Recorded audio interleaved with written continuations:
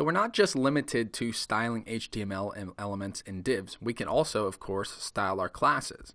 Now let's go back into our index.html and create one really quickly. So let's do, let's give an h1 class here. So we'll do h1 class equals, and let's do red. And we'll give this a class of red. Then we'll close that off, and then we'll just say this is a red header. Okay, so if we want to style a class in CSS, we need to give it a period before we write what the name is. So this will be red, and this will apply the class of red. So obviously always make sure that you put that period in front of a class, and then the syntax of course is going to be the same as well. And now we can apply any style we want to this. So we would do color red, and there we go. Now that's going to of course apply our header red color as a red header.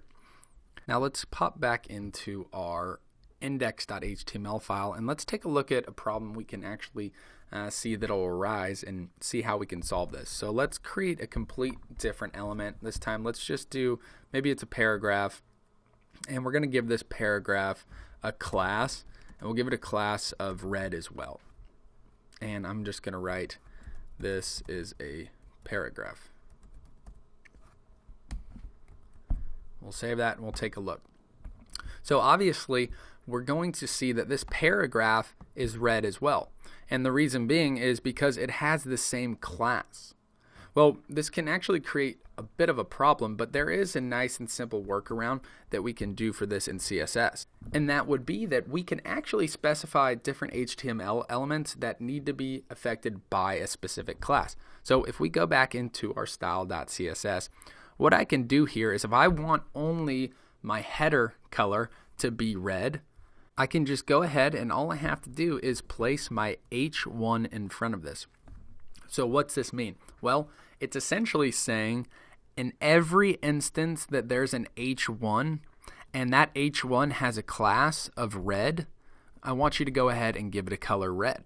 So let's save that, and now if we look at our example, we should see that the paragraph remains white and that we have our red header as the color that we want, because we specified which HTML we want that actual CSS, or sorry, that class to apply to. Now something else we can do that is quite handy in CSS is that we can group different selectors. And what do I mean by this? Well, let's go ahead and write out a couple examples here. Let's say I have my H1 and I want the color to be red, and I want the text align to be centered.